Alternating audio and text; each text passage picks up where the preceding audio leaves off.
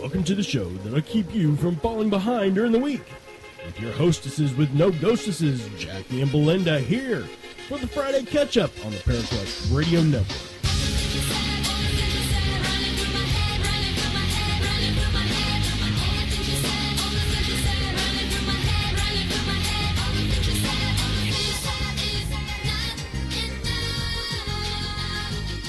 And hello everybody, welcome to another week of Friday Catch-Up. Hi Jackie.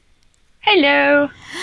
Oh my gosh, my husband played this song in the car the other day. Like, all the things she said. I'm like, oh my god, again? He's like, why? What? I'm going, there's the tune for the show. He goes, oh, did you end up using that one? It's only been 2 years. It's okay. Yeah, that's fine. Men are a little slow. It's all right. And the worst bit was, gotten it next year. He was the one that suggested the song. It's like, seriously. Oh my god. Anyway. Well, to make it even funnier is if it's like, it hasn't been on my thumb drive recently, but if for some reason it happens to be, or if I'm walking through the store and I hear it, I'm always expecting to hear Greg go, "Welcome to the show," and so when it gets to that part, I start doing it for him, and yeah. Exactly. He needs to follow you around so that, every time that the song plays. Song comes on, he's like, "Welcome to the show." Yeah. What was really funny is my now ex-husband, he would start laughing at me because I would do it, because it would bug me otherwise, because I knew it was supposed to be there, so the song would start playing, and I would start, introducing us, and he would just look at me like I had lost my mind. I was like, well, yeah. I wonder what lasting effects this show will have on all of us. Well, I know we haven't even recorded on Wednesday in ages, but every Wednesday I go, I need to record. Oh, we already did that. Actually, I woke up this morning and Kiddo and I had breakfast because she's on school holidays at the moment. And I'm like, I know there was something I had to do today. And then I looked at the computer, I'm like, that's right. Oh, crap, I better put a lineup together, hey. I'm looking at the clock going, yeah, I got plenty of time for that. Good thing it wasn't 12 o'clock and you're sitting there going, where is she? Well, what's funny is, I was watching the time because you usually have a set time for when you come on. So I'm watching and I'm like, she forgot, didn't she? No, yep, no, she forgot. No, I hadn't forgotten. I was just watching last week's Doctor Who because I hadn't got around to it yet. You naughty. I'm so glad Ivy kept it up for a little bit longer. Because otherwise it would have been like, oh well. Yeah, well. It'll be on the DVD. It'll be cool. Whatever. Speaking of. Yeah. Well, usually this is. Don't mind me. It's Monday. It's the first day of the school holidays. I'm allowed to be a little bit vacant. Okay, here we go.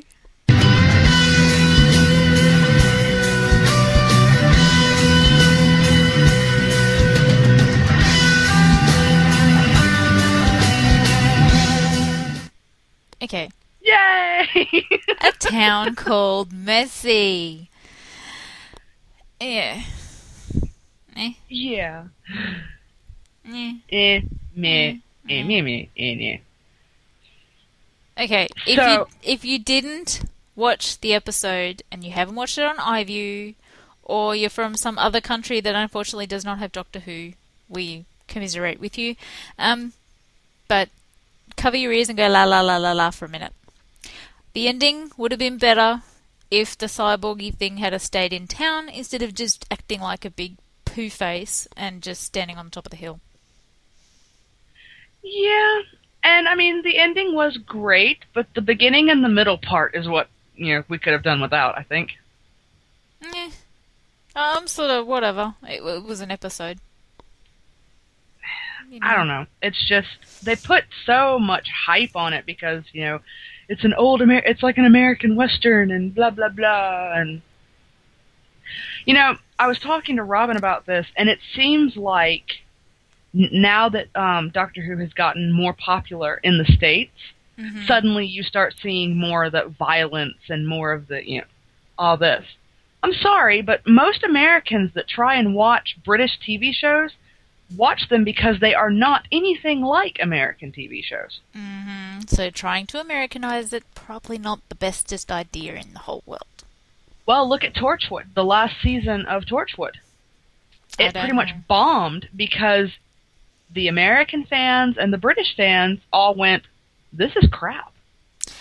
I watched 3 episodes of the first season, and then they stuck it on at a ridiculous time of night, and I unfortunately didn't have decent internet back then, so it just sort of fell to the wayside. And unfortunately the box set DVDs, because they have BBC on them, what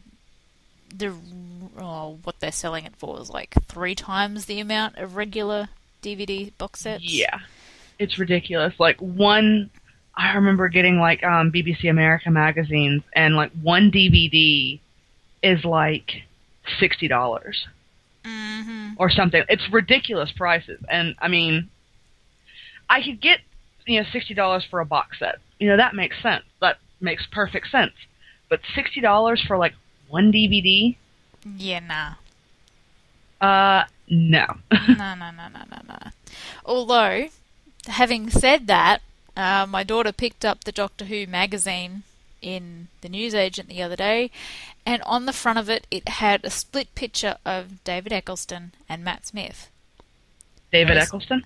Oh, whatever his freaking name is. The first one. I don't know. Christopher Eccleston. There you go. That one. David Eccleston and Chris Tennant. Yes. That's the one. And it was creepy, man. They look so similar. They kind of do. Like, seriously, if you can find that picture, oh my god. Eerie. Creepy. But I'm not paying $13 to own a copy. So, no. I'm sure someone will put it online eventually. And then you can look at it for free, which would be good. Yay! Free is always better. Yes. Next episode is The Power of 3. We can't talk too much about it because Australia hasn't seen it yet. Nope, but it aired here last night, which would be last Saturday. But yeah, you get what I mean. Wibbly wobbly timey wimey. It was. I liked it. I think they could have done a little bit better of a job because the first part was really slow, and then suddenly wham bam thank you ma'am at the end. Okay, well I haven't got to the end yet, so I'm halfway through it. I'm sitting here and I'm looking at it going, I wish I could just push play, but we're gonna record. These are the things I do for you people, so be grateful. Yeah, when we were sitting there just kind of casually chit-chatting, she goes, so can we record, like, now? Like, now? I was like, that's what we called each other for. She goes, yeah, but can we do it, like, now? You just want to get back to watching Doctor Who. She goes, maybe. No, I said yes. Fine, I was making it funnier. Well, yeah. I don't know how I feel about it. I mean, I don't want to say too much.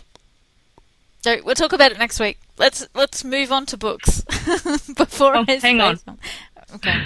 Okay, back to A Town Called Mercy. Out of 10, where would you rate it? I don't even think I'd bother rating it. It's just a bit of fluff, really. Last week I think I gave it like a 6. Yeah. Which, by the way, speaking of last week, congratulations on putting all that together and only having like 9 mess-ups. I know, and you know what? There were way more. You guys just didn't hear them. Yeah, considering I'm a one-pot screamer, if I had been doing the drinking game, I'd be dead. So. Yeah, and afterwards I was like, hey, there was only like 9 mistakes that I caught, so, I could have survived that. I would have been incredibly smashed, but I could have survived that. I found the bit that I was missing right before we put the Doctor Who bit together. It was within the first 30 seconds. Like, how did you get there? I listened to this bit. It was perfectly fine. It's just like...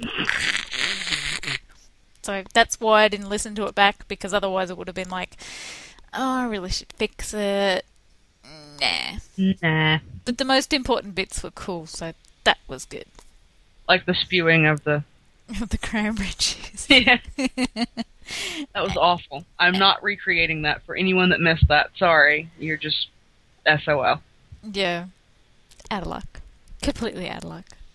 Out of luck. Alright, so books. I guess you can go first since you have more. Okay. First one I got done this week, I got 3 done, is All the Things I've Done by Gabrielle Zevin. I thought you were about to start singing, I'm not going to lie. No. Seriously, no. Yeah. Okay, anyway, it's... All the things she said, running through my head, Belinda, shut up, stop, no. Anyway, it's set in 2082, Manhattan. It has a very 1920s feel about it because, organised crime and everything. Probably the one element of this story that had me absolutely on the floor going, how could that happen? Oh my god! They had banned chocolate. What? Chocolate is contraband. You cannot have it. Screw that. And coffee. Coffee is banned too, but I don't really give two hoots about coffee, so chocolate. Oh my god! How do you survive? I don't know, but the main reason they do it is because it apparently alters your mood. Yeah. For the better. So caffeine and chocolate are banned, yet underage kids are allowed to drink alcohol as long as they have a voucher. Oh, that's lovely. Yeah. So I'm just like, who bans chocolate? Seriously, who bans chocolate? So when the review goes up on burnbright.com.au, you will actually see me saying that throughout just about the entire review, going, how can you ban chocolate? Who bans chocolate? But anyway, it's about the daughter of a chocolate baron. Her father got shot while her and her sister were in the room hiding. She's grown up a little bit since then. Her older brother is... he's got brain damage from an accident from when his mother was killed off. Anyway, the family's taken over, and organised crime as it is, she has to step up. And I suspect the second book, which I believe is called Because It's My Blood or something. It should be out on the shelves right now, actually, which is fantastic. I believe she takes over the family with one of her cousins. And they're trying to unban chocolate. And I hope they succeed, because I had so many chocolate bars in commiseration while reading that book. I was like, you can't ban chocolate. I need to go and have a chocolate bar right now. Of course, then again, you are like the queen of the Snicker bar. Well, I got a Mars bar sitting there today, so I'm mixing it up a little bit. Anyway, the second book was Spark, and that's the second book in the Elemental series by Brigid Kemmerer. First book is Storm, and I loved Storm. Spark is pretty much more of the same, so you've got, I think it's 4 brothers living together. Their parents have died. The boys all have a connection with the elements, so one is an earth element, one is a fire element, one is a water element, one is an air element. And because they were supposed to be killed at birth, because of these connection with the elements, they're now in hiding. And this book basically surrounds the boy that has the connection with the fire element, hence the name Spark. Yeah. So he finds a girl, and it's about their relationship and how it evolves and how he finds peace with his element. So Nice. I really like it. Both of those are YA, all the things I've done, and Spark. All the she said, all the things she said. Running through my head. No, stop it! Anyway, yeah, they're both really, really good books. I highly recommend them to anybody, not just a young adult audience, but, young adult books are getting so good lately, adults can read them and not actually feel like they're being spoken down to. It's fantastic. Third one was Julia Keller's A Killing in the Hills. That kind of sounds like Achilles' heel. A Killing in the Hills. It's nestled in the foothills of the... Is it Appalachian Mountains? Appalachian? Yeah. So, small town, drug problem, troubled young woman, or I don't think she considers herself a young woman, but anyway, her daughter gets mixed up in the drug issue, and the daughter is an idiot and tries to fix the problem by herself, and then mum's got to dig her out of the crap pile that she gets herself in, basically. So, yeah. Got it done in under 48 hours. And there's 372 pages. 371 pages. So 3 days work, not bad. Not bad. Well, I'm saying under 48 hours, as in I read it in bursts. Because I actually count the hours that I read the books in. So, Anyway. I don't. So that was my reading list for this week.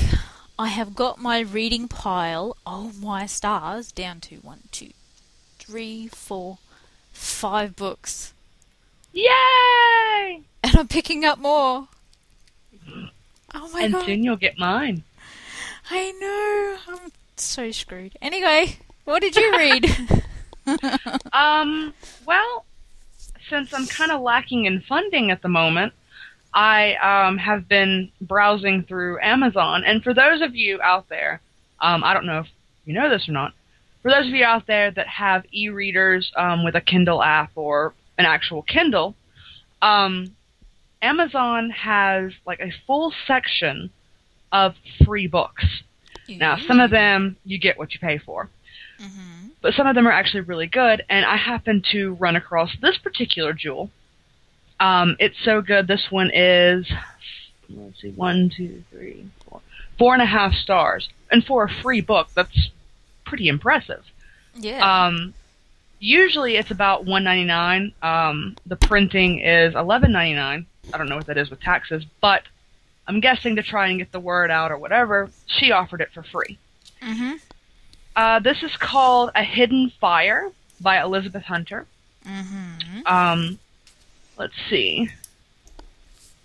It has actually been it is a semi-finalist for the Kindle Book Review for Best Indie Books of 2012. Ooh.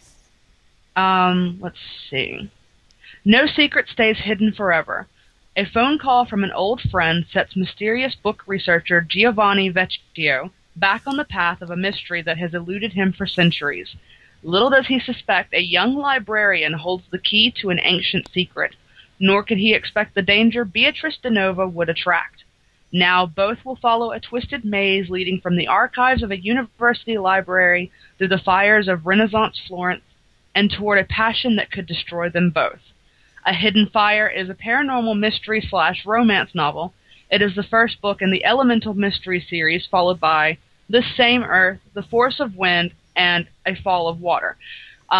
It's a vampire novel, and each vampire, like in their respective clans, have the power of the elements as well. Mm-hmm. But every once in a while, you'll get a fire element vampire, and those typically don't bode well. No, I'm thinking kindling. Yeah, they pretty much accidentally light themselves on fire within the first little while of living, or dying, I guess. But it's a really, really good book. It takes a little bit to get into, because when I first started reading, I was like, they're just words. It's giving me something to do. But then as you keep going, you're like, I can't put this down. What's this mystery? I have to figure it out. And there's actually a little section of the book right here, and it's funny enough to where I can read it to you. Okay. Tell the truth, Giovanni Vecchio. A mysterious look came to her eyes. You have a butler, a cool car, and I've only ever seen you at night. He froze, tension suddenly evident in the set of his shoulders. Beatrice leaned closer and whispered, You're Batman, aren't you? His mouth dropped open in surprise before the grin overtook his face. She smiled back at him, chuckling until he joined in. Soon they were both laughing. You looked so serious for a second. What did you think I was going to say? A spy? Vampire? Hired killer? He shook his head in amusement. You're confounding. No, I was just surprised that you guessed. I am, in fact, Batman. I would appreciate your discretion. She nodded with a smirk and took another sip of coffee he'd brought her. It had just a touch of cream, exactly the way she liked it. Sure you are. I'm a skeptic until I see the rubber suit. You're not fooling me. He looked at her, smiling mischievously. You really want to see me in a rubber suit? So, yeah, it's really good, though. And one scene in particular that really cracks me up is one vampire is 1,000 years old. He's 500, almost 600 years old. And they're sitting there watching a professional wrestling match and yelling at the TV, use the chair! Use the chair! It's there for a reason! Oh my god. I think you just get a kick out of imagining, really, really, really old people sort of fitting into today's lifestyle. It's really cool. But yeah, so I would definitely recommend it. And I don't know how much longer this one is going to be for free. But I'm hoping that I can gather enough funds to purchase the other three because it's promising to be a really, really good series. Okay, so that was A Hidden Fire by whom? Elizabeth Hunter. Elizabeth Hunter. Okay. Yes, I am writing it down. I'm not just a Yay! buffhead. Okay, so Elizabeth Hunter. Add an R to that, dirthead. Okay. Oh my gosh. So, was that all you read this week? Unfortunately, yes, and I actually didn't find it until just a few days ago. But things have been rather hectic because I'm about to start editing my own book. Ew. Okay, another tip. Go and look for a website called Smashwords. Smashwords. Mm-hmm. Go and see what they're like. I think they're mostly people that are trying to be self-published. So, again, do you get what you pay E-books for? from independent authors, yeah. Yeah. I've only read one story off of there so far. It was by a friend of mine, so, it's all cool. But anyway, give it a go. See what happens. See if you can dig up some gold. Alrighty, so we're about 23, nearly 24 minutes in. Do we have anything else to rant about? I'm trying to think. I can't think of anything. I don't think I want to go political too much, but all I'd like to say to Mitt Romney is, 47% of America just told you to go and suck your own you-know-what. I know that's old news, but oh well. It's kind of funny, and I'll look at this from more of a humorous perspective. Is he, going up there and trying to screw himself? I mean... Well, maybe he's just hoping that 47% will be too lazy to get off their behinds and actually go and vote. Too lazy, too stupid, whatever. Mm-hmm. I'm hoping that 47% get off their rear ends, go down to a polling booth, or do whatever the heck they have to do, and go and vote this moron out. Seriously, I don't care really who gets in as long as it's not him. Mm-hmm. Just so everyone knows, if you're planning on voting Libertarian or if you're interested in the Libertarian Party. There is a petition floating around online, which I don't currently have the link for at the moment. If I happen to find it, I'll post it in the chat room. To get Gary Johnson, who is the representative of the Libertarian Party. They're trying to get him involved in the debates because apparently most of these debates only involve Republican and Democrat. Not many people know that there are other parties. I didn't know until I went up to vote. And suddenly there's the Green option. Party. There's a third option. Oh my gosh. There's not even, it's more than three. There's like the Green Party, the Libertarian Party, the Socialist Party, there are so many different parties, and I'd never heard of them. I literally thought there was only two. Because that's all that gets airtime. Exactly. So I think if we could start pushing the other parties up there, then I think, we might actually stand a chance of having someone good. Well, someone who's not as bad. Yeah, because there is no such thing as a good politician. Exactly. Probably the best party I think Australia has ever had on their ballot papers, I can't remember whether it was local government, state government, or federal government, but the Sex Party. So I would vote for the Sex Party. I think they've been on 2 ballot papers, and I'm pretty sure I voted for them both times, simply because we need to make love, not war. So what would the Sex Party do? I think they're really trying to bring to light things in the sex trade, equality in marriage, stuff like that. Stuff that's, not necessarily the most important thing on the on the earth, but it's still pretty important to a lot of people. Also, this last week, I think it was Thursday, Friday last week, Australian federal government actually had a vote to see what they all thought about same-sex marriage. The party that's currently in power, basically our Prime Minister said to her party, look, we'll do a conscience vote. And the leader of the opposition said, no, you will stick with party politics and you will all vote no. And then the independents were allowed to vote whichever way they wanted to because they're independents. But because of the Liberal National Party saying, no, you must play with party politics, it's now going to take a lot longer for Australia to allow same-sex marriage. That sucks. So even though there was quite a few people in the Labor Party, which is what's currently in power, said, yeah, that's fine with me. Cool. The Liberal National Party screwed everything over because they all went, no, you must play by my rules. So I'm thinking probably they need to have a referendum because I don't believe that the politicians actually bothered asking their constituents. Probably not. Because I'm sure if they did, a lot of us would have said, you know what, it doesn't make any difference to not same-sex marriage. So really, what's the point in saying no, apart from holding back a lot of people?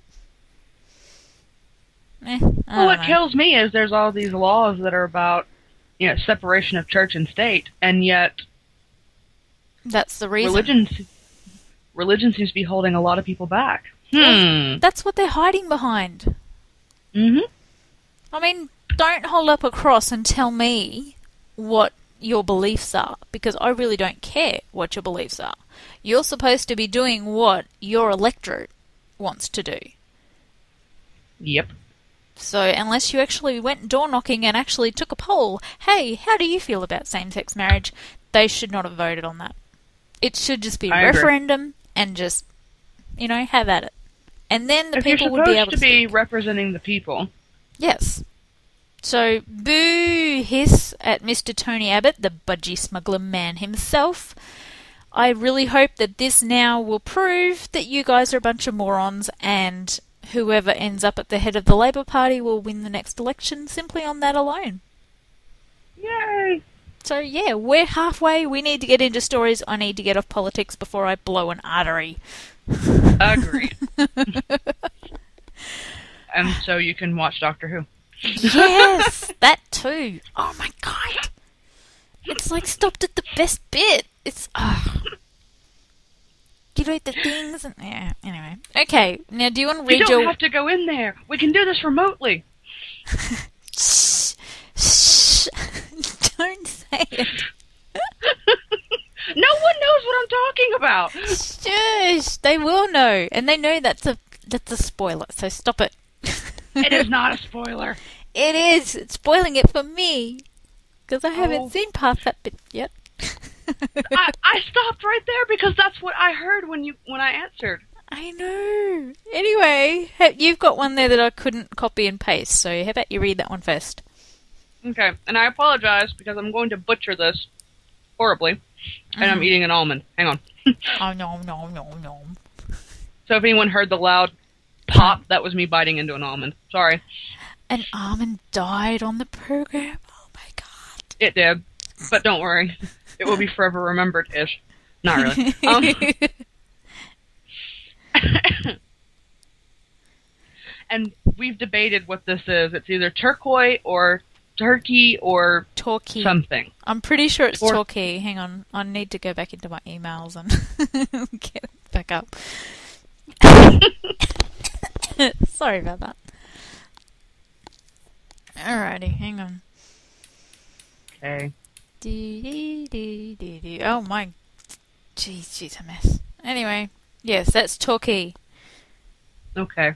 Torquay, England, September 20th. By the way, you have Robin to thank for this story. A British woman who shouted, "I'm Jack Sparrow," at police officers while stealing a ferry was sentenced to 112 days in prison. Okay. Alison Whelan, who the Torquay, England court heard had been drunk for 2 days and taking hallucinogen nightshade.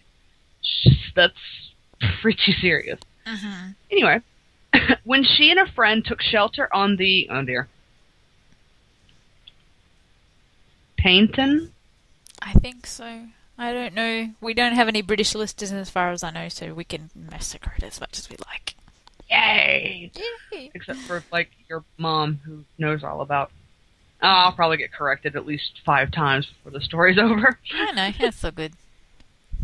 The Paynton Pleasure Cruises, Dart Princess Ferry in Devon, September 10th, 2011, was found guilty of aggravated vehicle taking and sentenced Wednesday to 112 days in prison, the BBC reported Thursday. Whelan called an ambulance to the ferry when she feared she was having a seizure, but she cast off from the pontoon when police arrived. "I'm Jack Sparrow!" Whelan allegedly shouted to police, referencing the character from the popular Pirates of the Caribbean film series.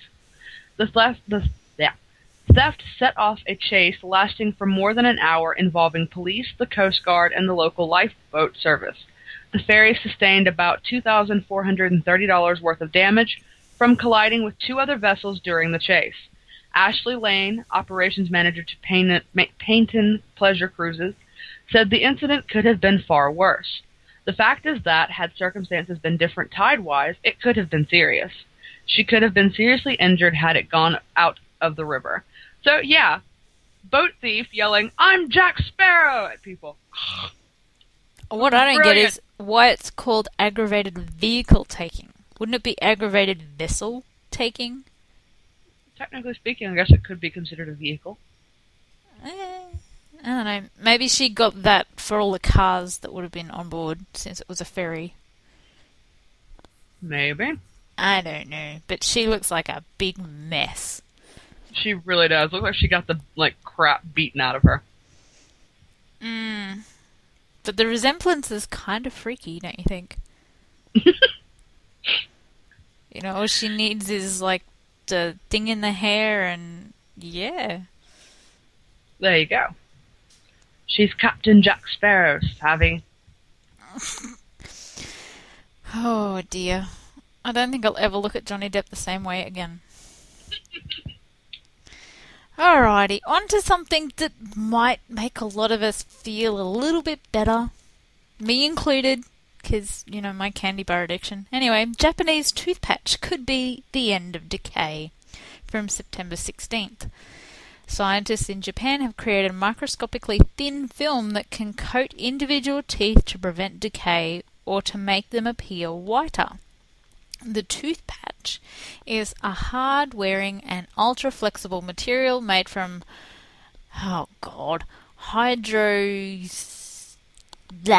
It's like a really complicated word with 5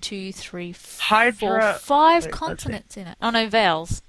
Oh, I don't know. Anyway, the main mineral in tooth enamel that could also mean an end to sensitive teeth. This is the world's first flexible apatite sheet. Is that what they really call it? Anyway, which we hope to use to protect teeth or repair damaged enamel, said that guy. Professor... Is that seriously the name of a university? I hope so. Please, dear God, I hope so. Professor at Kinky University Faculty of Biology, Orientated Science and Technology in Western Japan. That's where 50 Shades of Grey is written. Oh my God. Dentists used to think an all-apatite sheet was just a dream, but we are aiming to create artificial enamel.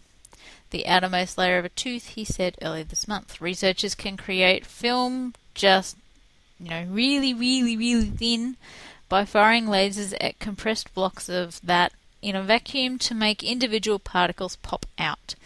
These particles fall into a block of salt, which is heated to crystallize them before the salt strands dissolve in water. Blah, blah, blah, blah, blah. Whole lot of chemical crap. So basically it could spell the end of tooth decay. Yay! Oh, that would be so cool. I wouldn't have to get a filling. Woo! That'd be so cool. Anyway. Yeah, most of my teeth are, screwed anyway, so... Well, maybe they could build, actual teeth and actually replace them. That'd be nice. It's called dentures or implants. Yeah. Anyway. Alrighty. Speaking of teeth... Yeah. I want to go to Kinky now. No. Kinky University. Can you just imagine that as a degree on your wall? Where did you graduate, Kinky? Kinky University. It's no, seriously. It's yeah, seriously. It's what do you learn there? How to be kinky. Duh. And teeth. Kinky and teeth, because you have to bite. That's kinky. Ha-ha, I figured it out.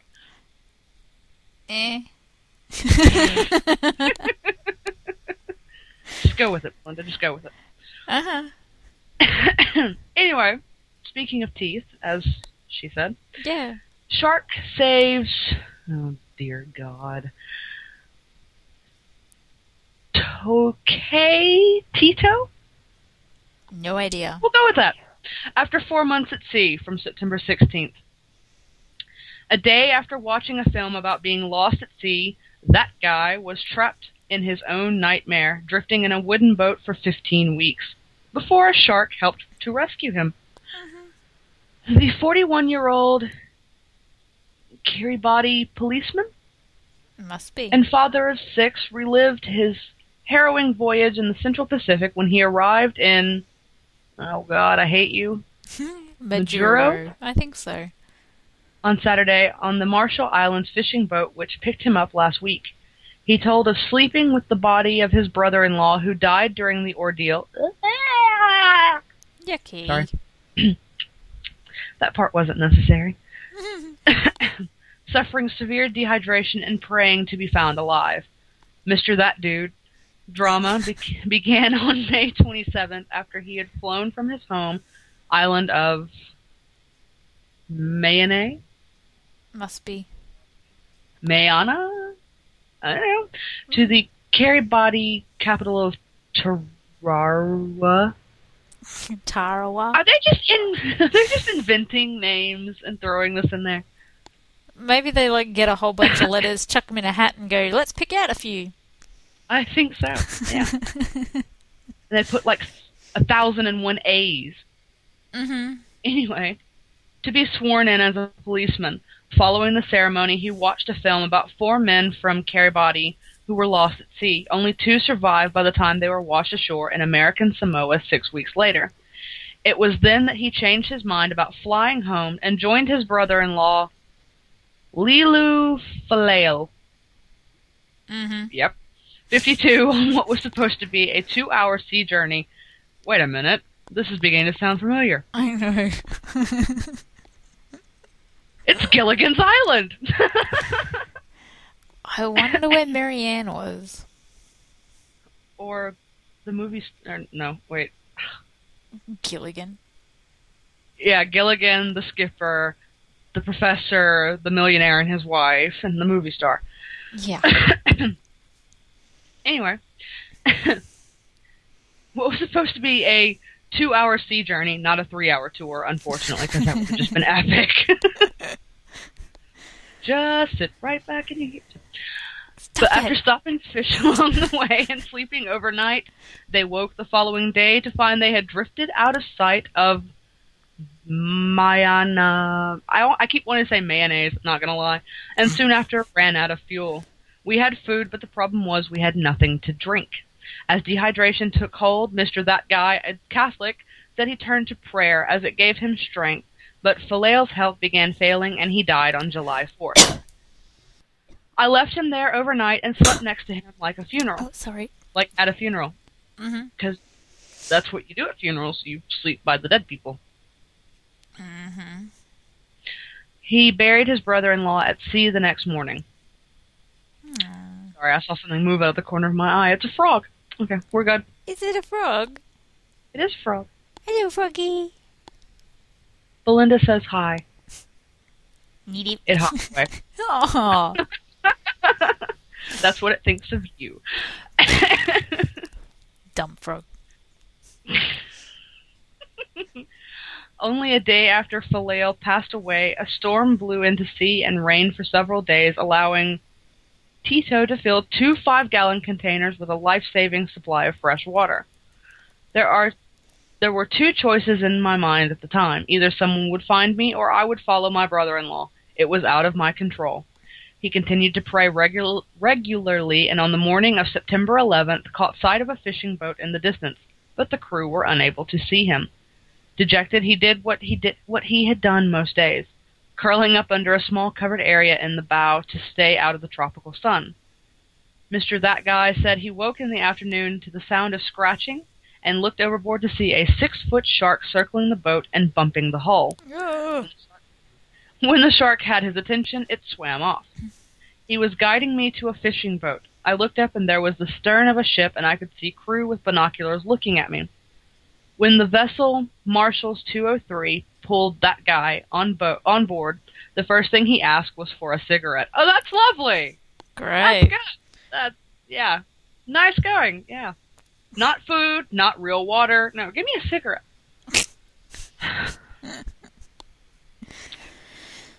They told me to wait. They took me to meet the captain, and they gave me juice and food. Not quite the same, is it? I just hope he didn't try and smoke any of it. I can't keep this grape lit. Mr. That Guy, in no physical danger, the Marshall's 203 continued fishing for several days. Great. Before returning to Majuro. He was scheduled to fly from Majuro to Tarawa on Sunday and will then fly to Mayonnaise. I'll never go by boat again. I'm taking a plane. This story is like 1,000 times kind of retarded. Okay, if you just watch a movie about a whole bunch of people from exactly the place that you're sitting in, getting lost at sea, wouldn't that kind of be a nudge to your head going, hey, maybe it's not the greatest idea to go by boat? Maybe? And then you go by boat. Well, don't look at omens. I swear, some people, bright sparks. The whole lot of them. This whole story is nothing but a bright spark. It's got a shark in there, and then there's like 2 sentences involving a shark. Mm-hmm. But hey, at least the shark was kind of the hero. He was a scary hero, but he was a hero. I probably would have peed. I think we're going to need a bigger boat. Anyway, speaking of aminals, meet Zeus, the record-breaking Great Dane, from September 14th. A Great Dane who towers 2.2 metres on his hind legs is named the tallest dog ever recorded in the latest Guinness Book of Records. The giant canine from Michigan in the United States eats an entire 14-kilogram bag of food every day and weighs in at 70.3 kilograms. Wow. Okay. I'm working on it.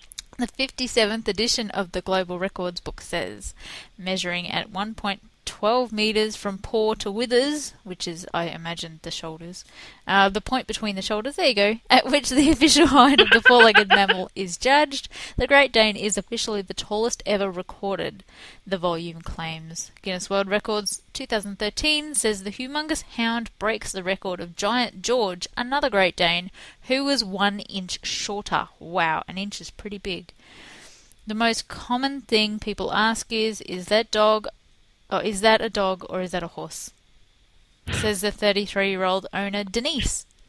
We had to get a van to be able to transport him. Oh, and if he steps on your foot, he leaves bruises. The book, pardon me. Oh my God.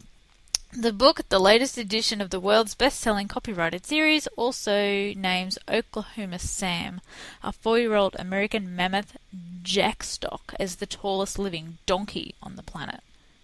That's kind of random. What's the similarity between a Great Dane and a donkey? Maybe they get confused. I don't think so. The picture's kind of obvious. It's a dog or a horse, but it's not a donkey. Because it says woof woof, not eeyore eeyore. Anyway. Eeyore eeyore. That is a huge, huge dog. Oh my God. Yeah, for those who needed the conversion, the dog weighs 154.9 pounds. Mm-hmm. It's a big dog. Just a big doggy. Can you imagine the size of the craps of that dog? Oh my God. I mean, you would. 14 kilograms of food goes in one end. It's got to come out somewhere. Seriously. You would. Well, considering it's like, that big a dog, elephants might be easier. Maybe. Oh, God. My God. Anyway, speaking of dogs. This one's classic. 2 men shot by their own dogs, accidentally, from September 18th. Are dogs taking over the world? 2 men on opposite sides of the world have been shot by their alleged best friends. One man's shooting trip to Utah, U.S. took a surprise turn when he was shot in the buttocks by his own dog. Meanwhile, in France, a 55-year-old... Why that needed 2 Ds, I don't know. But there you go. Maybe he was odd. I don't know. Maybe. 55-year-old hunter had to have his right hand amputated after his dog accidentally shot him, and said he doesn't blame the pet, which he still considers adorable. The 46-year-old American, naturally, took his best buddy along on a duck hunt in Utah before his 4-legged pal accidentally stepped on a shotgun. Ah! Oh, you poor man. At least he was using birdshot, I'm assuming, so... Still would have hurt like a son of you-know-what. Yeah. The man was rushed to the hospital but avoided any serious injuries, the Telegraph UK reports. How did it happen? The man was getting out of his boat when the dog shot across the bow, as it were. Kevin Porter, the Box Elder County Sheriff's deputy who wasn't shot, said the dog did something to make the gun discharge. I don't know if the safety device was on. It's not impossible the dog could have taken it off safety. Uh-huh. Okay. It just boils down to this. Dog shoots owner in the butt.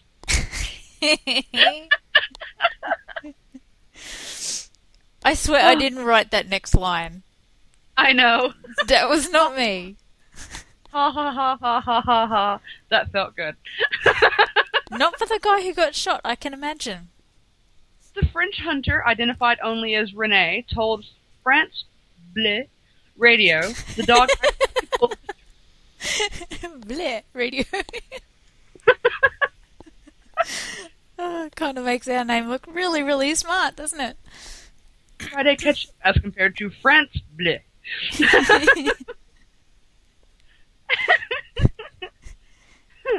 Oh, dear. Radio, the dog accidentally pulled the trigger of his shotgun when he jumped on him while they were hunting on Sunday in the Dordogne region. Rene said he was hunting with 3 dogs when 2 of them ran off after a deer while the youngest stayed behind. He jumped on top of me for a cuddle and accidentally fired the gun, shooting him in the right hand. The hunter was taken by helicopter to a hospital in Bordeaux when the damage was too serious and the hand had to be amputated. It wasn't the dog's fault, Rene insisted, and he's adorable. I should have left the gun safety on, that's all. P.S. Were they really accidents? Trust no one. Okay. I know As nothing. a side note, Yeah. I picture these 2 dogs going like, make my day. What do you mean I can't chase the squirrel? Tell me I can't do it again. Tell me. Or maybe it was like, ooh, squirrel, bang. I don't know. I mean, see, that's how I always imagine dogs, like, in my head. Is like some awful hick. Yuck, yuck. No. Yuck, yuck, yuck, yuck.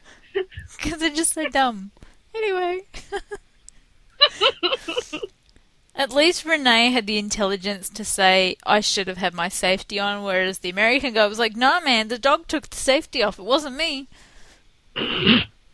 Ah, the difference between America and the rest of the world. It's always their fault. It's someone else's fault. It wasn't me. Mm-hmm. I mean, the Frenchman knew how stupid he was. He sort of took it and went, well, it wasn't the dog's fault. And, yeah. That had to be awkward. Just think about this guy having to go to the hospital and explain that. My dog shot me. My dog shot me in the buttocks. Wait a minute, this is Forrest Gump all over again. With a I got shot in the buttocks. Ooh, alrighty. This one's going to be a bit of a curly one, I'm thinking. Oh dear. Aren't you glad that you didn't take the first one? Yep. Okay. There's a lot of wheelbarrows in this story, and there aren't meant to be, but there are. Alrighty. You have to try it at least once, because I do. Do it. Is Siberia's Lake Labinik really home to a monster? From September 20th. Locals call it the devil. They say it... Oh my god, my voice is gone. That sounds terrible. They say it's the devil. Oh my god. So... Fine. Voice crack. They say it's the devil.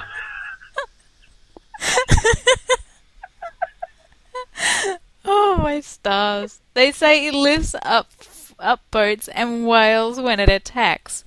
Now, underwater sonar shows they might be telling the truth. Trying not to make that happen again. Associate Professor of Biology... Oh, jeez. No, it's biogeography. That thing, by that person... I'm not even going to attempt that. Lyudmila Emelianova. Sounds like a disease. Anyway, told the Siberian Times that on her mission to Lake Vat in remote Siberia, she recorded several seriously big underwater objects with sonar readings. So convinced is she that there is something down there that she has called for a new scientific mission to solve the mystery of the monster. It was our 4th or 5th day at the lake when our echo sounding devices registered a huge object in the water under our boat, that lady said. The object was very dense, of homogeneous structure. I think that's what that word is.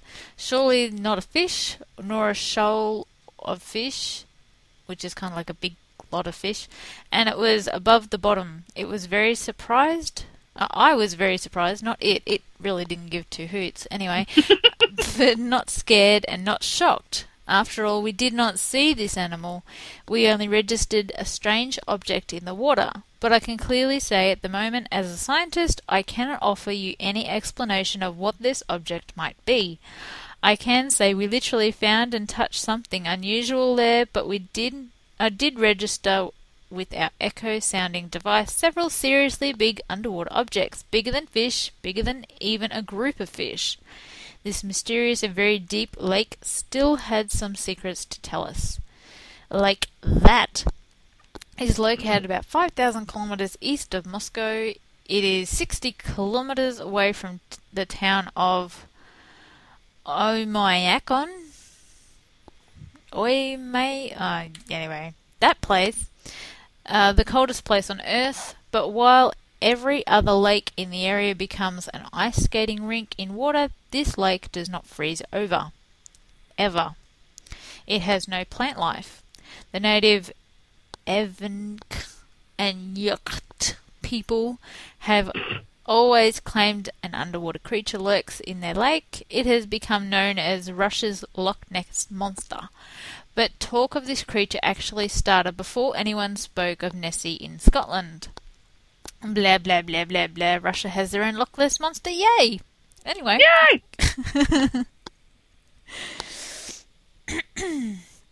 I think we'll make this one our last one, since it's the really doozy one. It's even better than dogs shooting people. Slightly. All right, reading ahead. Okay, I don't see any names that I can't pronounce. Yay! Cool! New Zealand hospital removes asparagus-sized eel from man's bottom. Yes, you heard that correctly. From September 24th.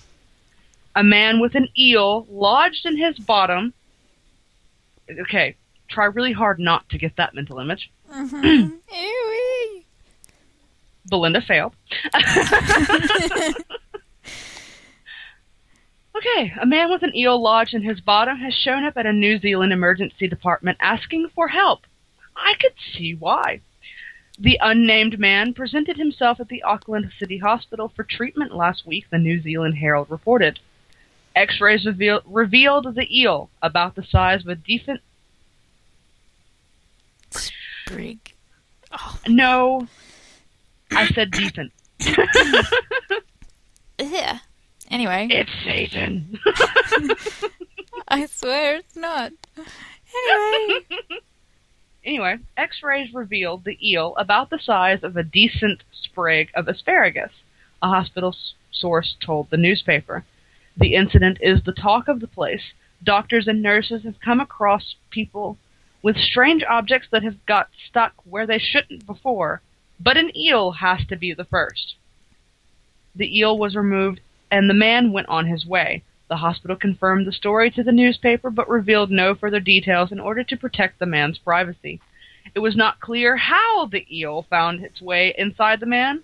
According to the newspaper, eels are secretive,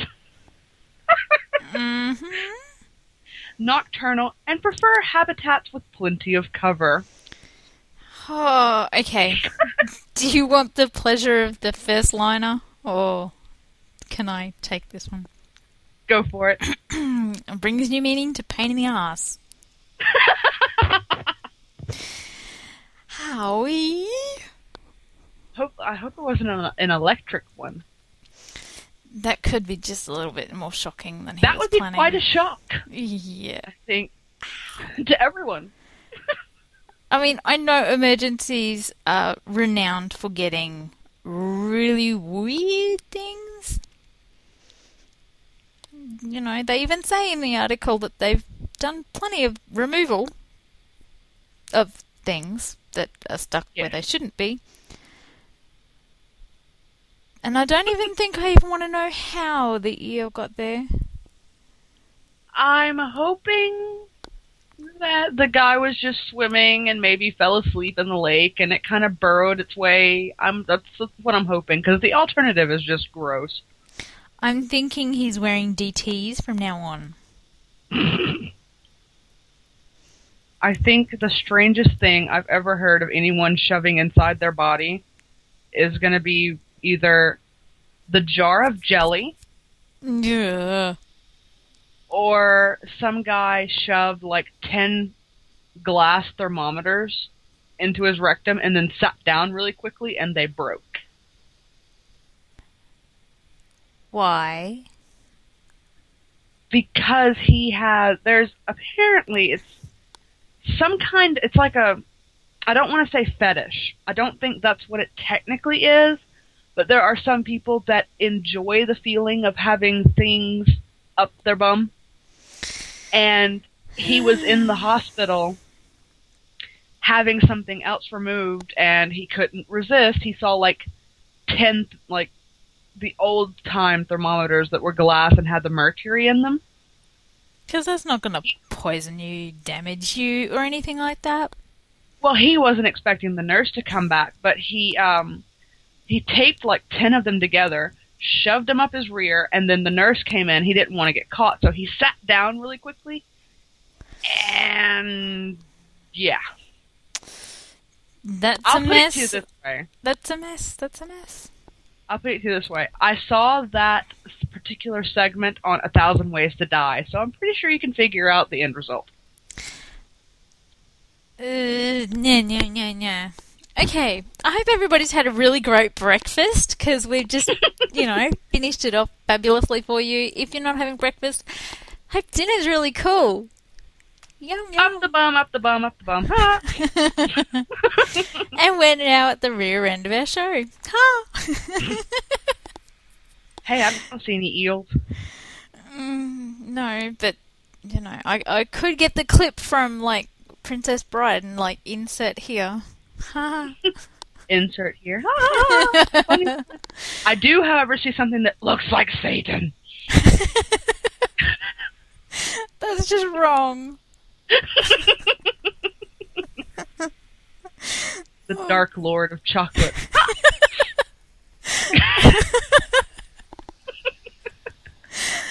Anyway, we'll see you all next week, hopefully, maybe, for another episode of Friday Catch Up. Have a fantastic weekend. Bye, everyone.